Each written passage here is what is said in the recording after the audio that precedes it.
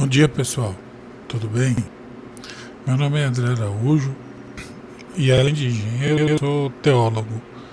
Na área de teologia também tenho duas pós-graduações e, acima de tudo, sou um cristão, né? Na verdade, quem me abriu os olhos foi o Espírito Santo, e através dele eu consigo ler a Bíblia, entender a Bíblia pela inspiração divina do Espírito Santo. Através do Espírito Santo também pude aceitar Cristo como Senhor e Salvador da minha vida. Então a teologia, na verdade, foi apenas um complemento, mais por curiosidade do que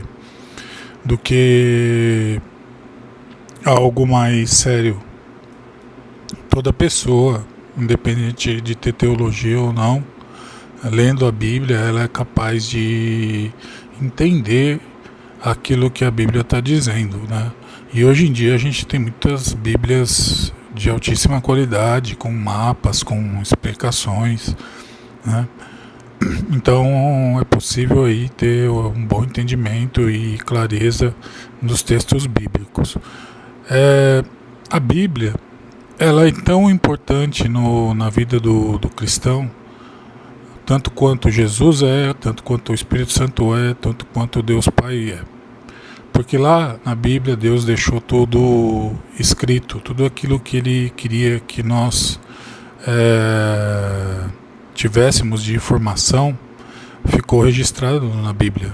Então a Bíblia é um documento outorgado divinamente, né?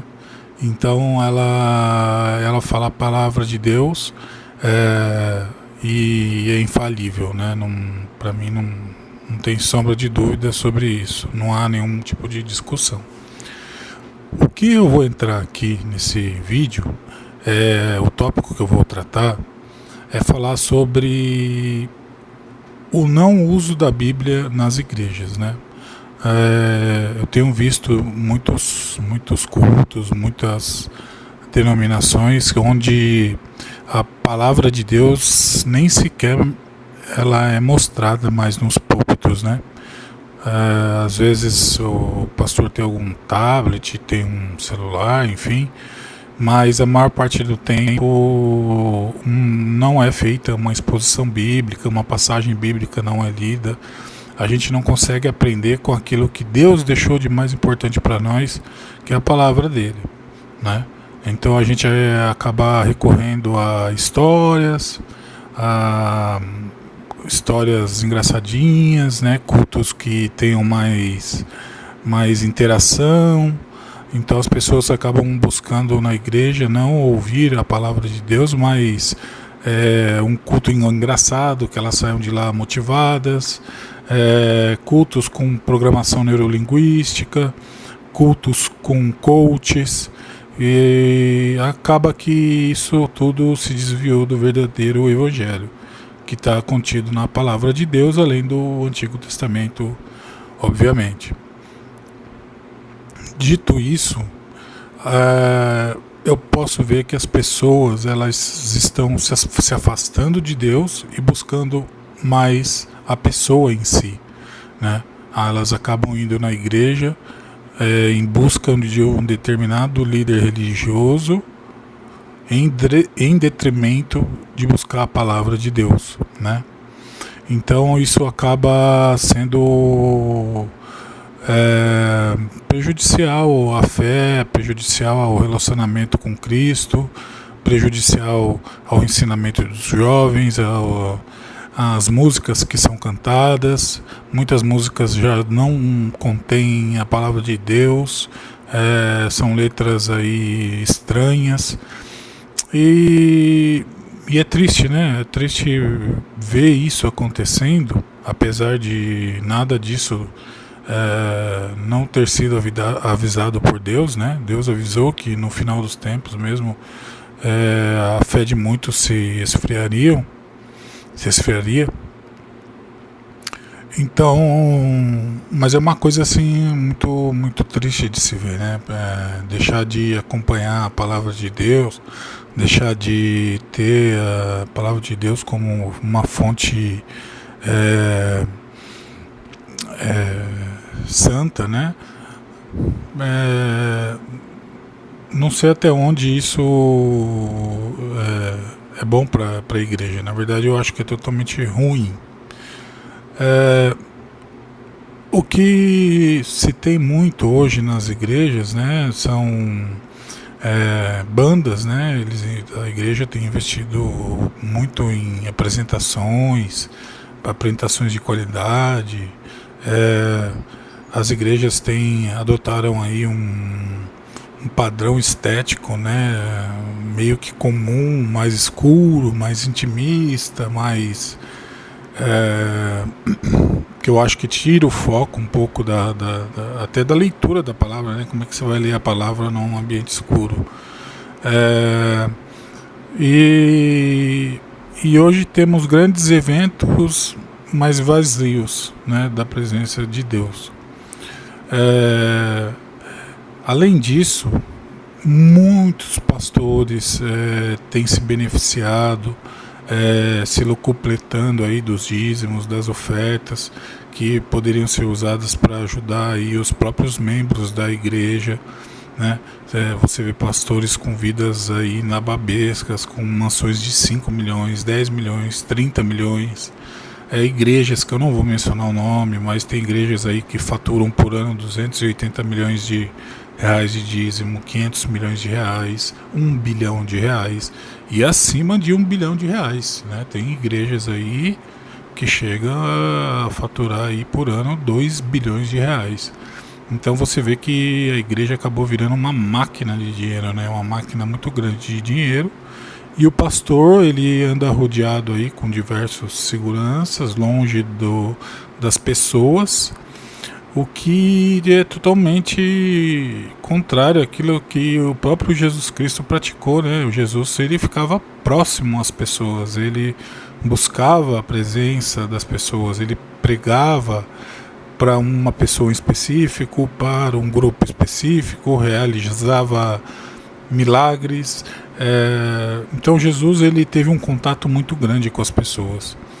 E quando você se lembrar de Jesus, na Bíblia diz que Jesus não tinha nem onde reclinar a cabeça, ou seja, Jesus não tinha nem sequer um travesseiro. Jesus não tinha nada, ele literalmente não tinha nada. Ele vivia dia após dia. Por quê? Porque ele era Deus, ele vivia da fé, por ser Deus, ele mesmo era Deus, mas também ele era homem, né? Então ele estava sujeito aí às fraquezas humanas, mas ele não deixou isso contaminar a santidade dele. E esses pastores, eles se comportam de uma maneira totalmente oposta, né? Eles têm um distanciamento maior. Hoje em dia já tem igrejas aí com áreas VIPs, né? Igrejas onde pessoas que têm mais posses, que são mais famosas, elas ficam separadas do grupo maior, né? Uma espécie aí de cercadinho, que eu acho uma coisa horrível, né? Não aconselho frequentar esse tipo de lugar, porque não é de Deus, não é correto isso.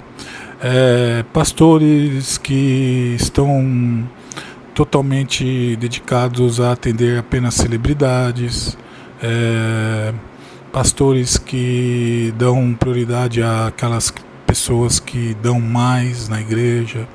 Então são coisas que vêm acontecendo bastante, né?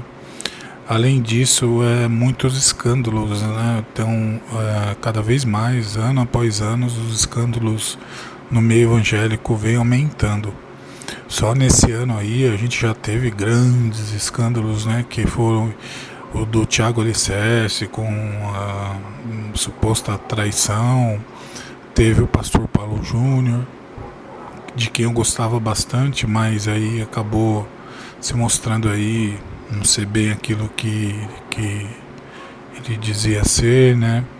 É, tem esses pregadores mirins aí que acabam que não tem nada a ver, não tem nada na Bíblia sobre, acerca de nenhum pregador mirim. Na Bíblia todos os pregadores eram adultos, eram pessoas já de idade, ou pelo menos 30 anos, 20, 30 anos, né, de idade ou mais, né? Não tem nenhum relato de criança pregando, né?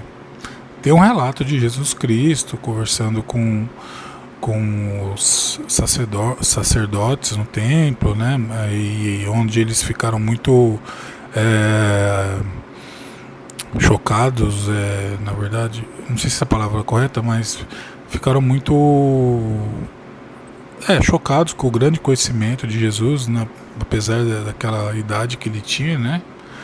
Mas esse é o único momento assim que se vê uma criança, mas na verdade ele estava mais ali falando sobre a palavra de Deus de uma maneira muito sábia, porque ele já era Deus, sempre foi Deus desde criança, desde que nasceu e desde que foi concebido, na verdade.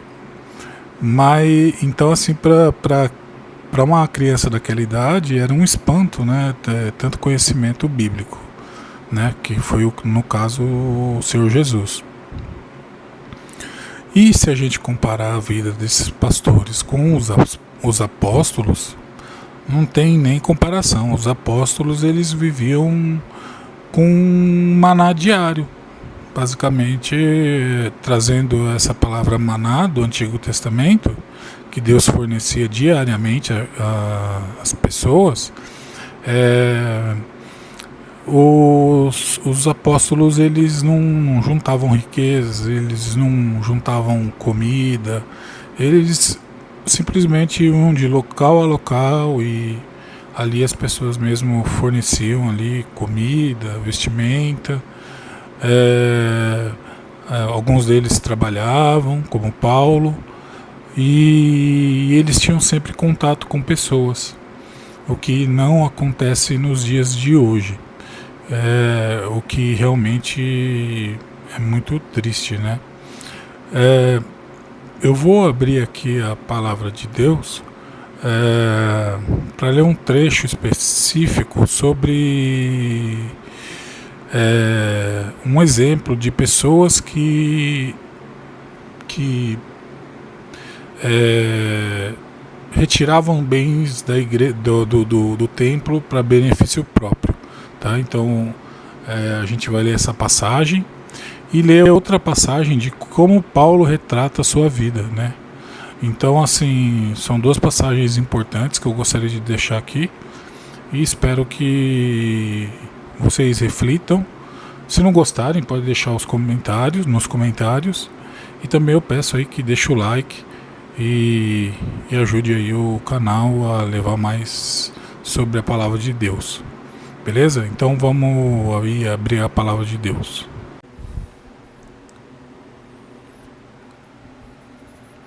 Então, pessoal, como a gente conversou, a gente tinha parado no ponto onde a gente fala, eu estava falando sobre os pastores que tem uma vida aí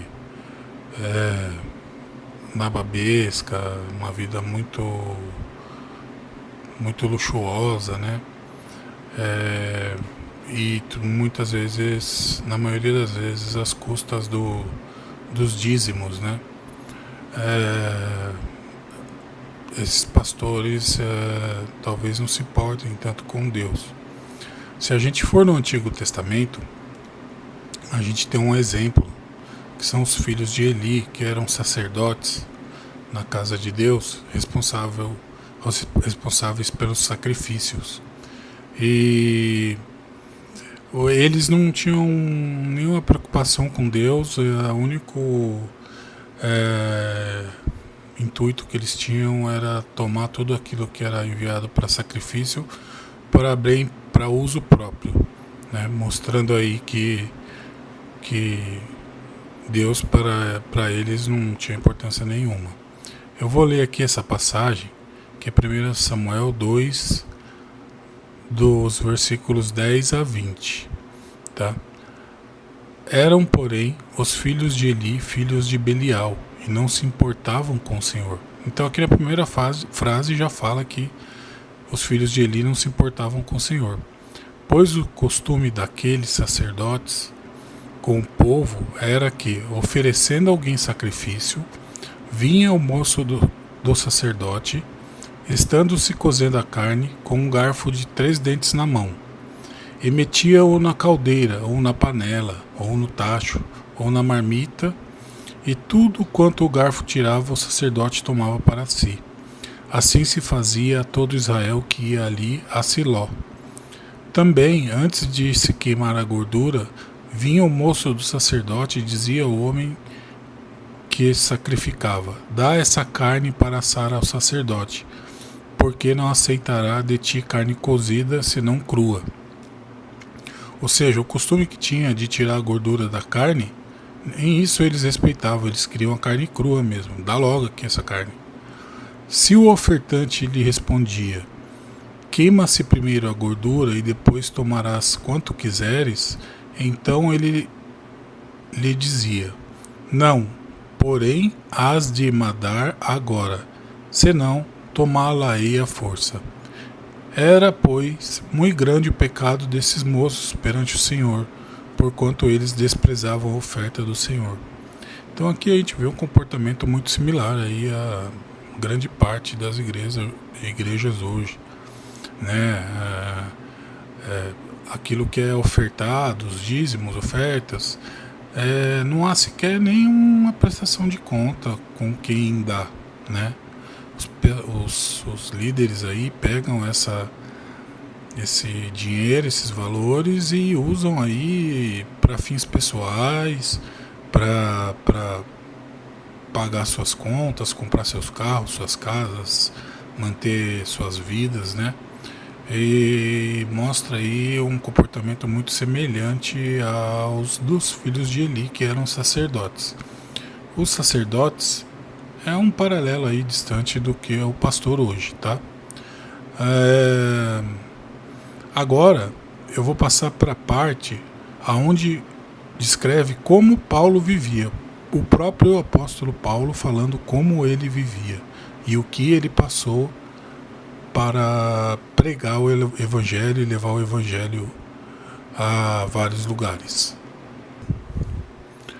Bom, aqui Paulo está se dirigindo à igreja de Coríntios. A igreja de Coríntios até foi uma igreja bastante complicada, porque eles davam ouvido aí a várias doutrinas, e Paulo lutou muito contra isso. E aqui Paulo faz um comparativo, né? Porque pessoas iam lá na igreja de Coríntios e pregavam e não pregavam exatamente aquilo que Deus mandou. Tanto que ele fala aqui: tolerais quem vos escravize, quem vos devore, quem vos detenha, quem se exalte, quem vos esbofeteie no rosto. Ingloriamente o confesso, como se fôramos fracos, mas naquilo em que qualquer tem ousadia, com insensatez eu afirmo, também eu a tenho. Ele fala assim: então, aquele que tem ousadia, qualquer daqueles que vieram aqui tem ousadia, eu também tenho. Eles são hebreus, eu também eu. São israelitas, também eu. São da descendência de Abraão, também eu. São ministros de Cristo, falo como fora de mim, eu ainda mais. Em trabalhos, ou seja, ele falando assim: trabalhei muito, muito mais. Muito mais em prisões, ou seja, Paulo foi preso várias vezes, em açoites sem medidas, em perigos de morte muitas vezes. 5 vezes recebi dos judeus uma quarentena de açoites menos um. Fui 3 vezes fustigado com varas, uma vez apedrejado, em naufrágio 3 vezes. Uma noite e um dia passei na voragem do mar, em jornadas muitas vezes, em perigos de rios, em perigos de salteadores, em perigos entre patrícios, que os próprios irmãos, né, em Cristo, em perigo entre gentios, em perigos na cidade, em perigos no deserto, em perigos no mar, em perigo entre falsos irmãos, em trabalhos e fadigas. Então, aqui você vê que Paulo, ele passou problema de assalto, ele foi chicoteado várias vezes, foi preso, passou um dia e uma noite no mar, passou naufrágio. Cara, ele, para levar a palavra de Deus, ele se dispôs muito, muito, muito, muito. Ele doou a vida dele praticamente só para levar o evangelho. E por causa disso, ele foi muito maltratado, passou por muitas coisas, passou por fome. Mas ainda assim ele levava, porque para ele Cristo era maior que tudo. E levar a palavra de Deus era maior que tudo. E hoje, os pastores não passam por naufrágio, né? Pelo contrário, de primeira classe, vai daqui para os Estados Unidos aí, tem pastor aí que viaja aí semanalmente para os Estados Unidos de primeira classe, tem carros blindados, tem segurança, tem casas aí luxuosas, então nada, eles não têm nada daquilo que Paulo fez, né? E a Bíblia deixou esse exemplo para que fosse seguido. Fala, gente, sejam moderados, né? Então essa moderação já está se perdendo, né? São poucos pastores ainda que têm uma moderação. Bom, gente, eu vou ficando por aqui. Meu intuito é que vocês se apeguem a Deus, se apeguem a Cristo, peçam discernimento do Espírito Santo e leiam a Bíblia, porque saber e entender o que a palavra de Deus diz vai fazer com que vocês andem no bom caminho, não sejam enganados, porque muitos são enganados por não estudar a palavra de Deus. Eu peço aí, eu primeiramente desejo que Deus abençoe a todos vocês. A quem não aceitou a Cristo, que aceite, busque a Cristo. Ele é o caminho, a verdade e a vida. E se puderem, deixem um like. Se não gostaram de alguma coisa, deixem os comentários. Eu agradeço. Deus abençoe.